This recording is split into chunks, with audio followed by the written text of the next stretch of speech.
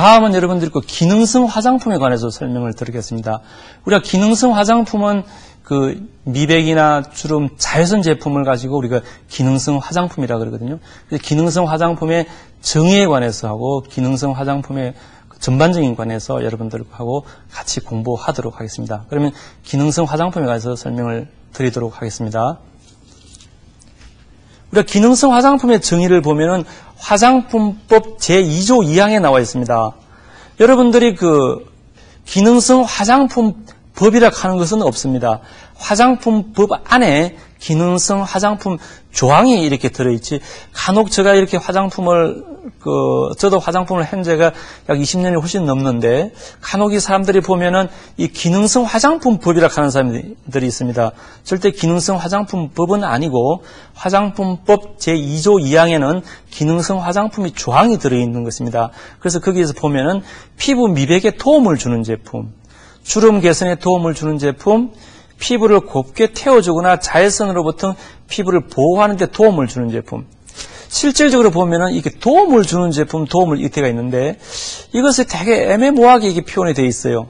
그럼 어디까지는 과연 미백에 도움을 주고 주름에 도움을 준다든지, 이것 때문에 우리가 의약품과 그 화장품과의 어떤 그런 관계가 되게 애매모호하게 되어 있거든요. 그래서 우리가 화장품법을 만들 때는 화장품 산업을 발전을 시키려고 그랬습니다만, 오히려 이런 그 화장품법을 만들므로 해서 우리 화장품을 오히려 산업을 저해시킨다는 그런 말까지 있습니다. 이것이 조금 더 표현이 정확했으면 우리 화장품 산업에 많은 그 도움을 줄 것으로 이렇게 생각이 되는데, 그러지 못한 어떤 그런 것이 현재의 그 입장입니다. 그래서 이런 것을 조금 변화시키려고 저희들이 그 많이 노력을 합니다만은, 아직은 그렇지 못하고 있고, 우리가 이런 기능성 화장품 앞에서 여러분들이 그 배웠듯이 의약 외품이나 의약품도 화장품으로 들어올 수 있는 것은 화장품으로 들어와야만이 우리가 화장품 산업에 훨씬 더 그 도움이 될 것으로 이렇게 생각이 되어집니다.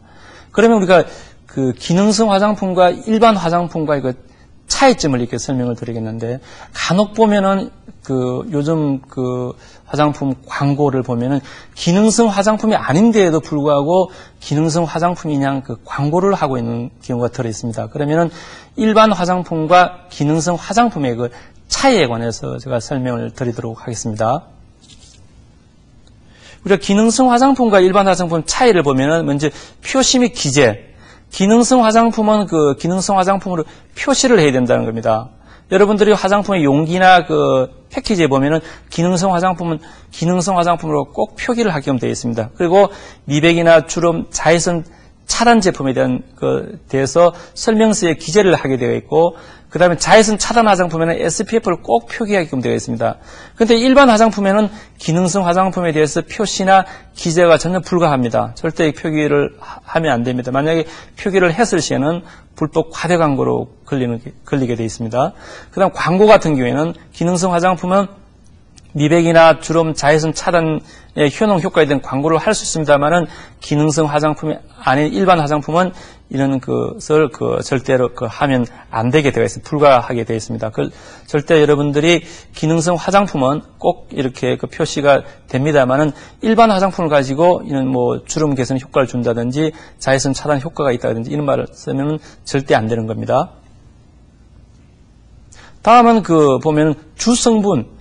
기능성 화장품 같은 경우는 기능을 주는 그 주성분을 표기하게끔 되어 있습니다. 이 말이 무슨 말이냐 하면은, 여러분들이 그 주름 개선 화장품 같으면은 레티놀이 이 제품에 들어가서 효과를 준다는 그런 것이 주성분이거든. 꼭 표기를 해야 되고, 그 일반 화장품은 표기사항은 없습니다.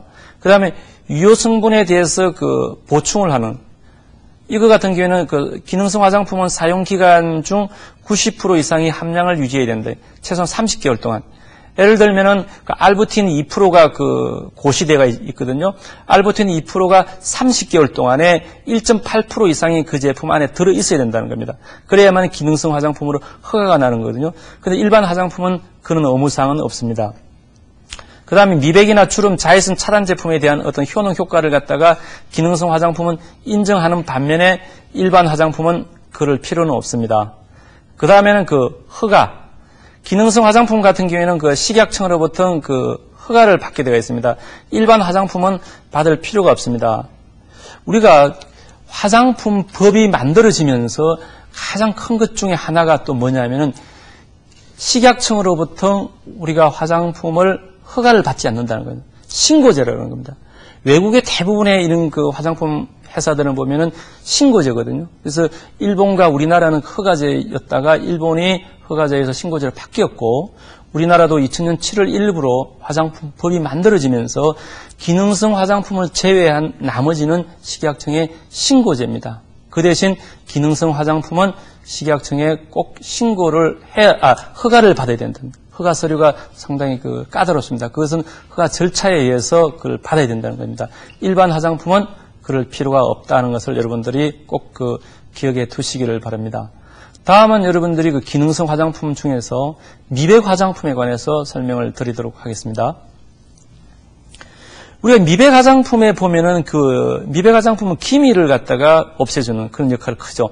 기미의 생성 원인을 보면은 우리 티로신이라는 물질이 있습니다. 그 티로신이라는 물질이 티로시나제라는 촉매제의 역할을 받아서 도파가 되고 다시 그것이 도파 캐논이 되고 결국은 멜라닌이 형성되죠. 멜라닌은 결국은 여러분들이 기미죠. 그래서 기능성 화장품들은 요는 티로신이라든지 티로시나제든지 멜라닌을 환원시켜주는 요는 어떤 물질에 따라서 기능성 화장품의 종류가 각각 이게 달리 설명을 드릴 수가 있습니다. 그래서 보면은 기능성 화장품에서 주는 그는 미백에서 특히 보면 티로신의 산화를 하는 촉매 아까 티로시나제라고 했죠. 티로시나제 활성을 억제해주는 실제로 미백 화장품 중에서 가장 많은 것이 티로시나제 활성을 억제시키는 거예요. 그래서 대부분 사용되는 것이 알부틴이나 고직산, 그다음 상백비 추출물. 상백비는 여러분 뽕나무 있죠. 뽕나무든지 그다음 당나무든지 그다음 감초 추출물 이런 것 원료들이 티로시나제 활성을 억제시켜주는데 탁월한 효과가 있고 그다음 도파의 산화를 억제시켜주는 건 비타민 C가 될 수가 있고 그다음에 각질 세포를 벗겨서 멜라닌 색소를 제거시키는 주로 표피층에서 여러분들이 기미를 일시적으로 제거시켜주는 그런 것은 여러분들 잘 알고 있는 아하나 바하 같은 그런 물질들이 여기에 속해 있겠고 그 다음에 멜라닌 세포를 자체적으로 사멸시키는 멜라닌이 여러분들이 기저층에서 만들어지지 않습니까? 그 기저층에 있는 멜라닌 자체를 없애주는 그것은 하이드로키논이라는 거죠. 실제로 하이드로키논은 이것은 화장품 용어로는 사용할 수가 없습니다. 피부에 자극이 심해서 의약품으로서 하이드로키논을 사용하고 있습니다. 여러분들이 이런 기미 때문에 피부과에 가면은 주로 이런 하이드로키논을 갖다가 많이 쓰죠. 그 다음에는 자외선 차단으로부터 물질을 방어시켜주는 여러분들 자외선 차단되죠.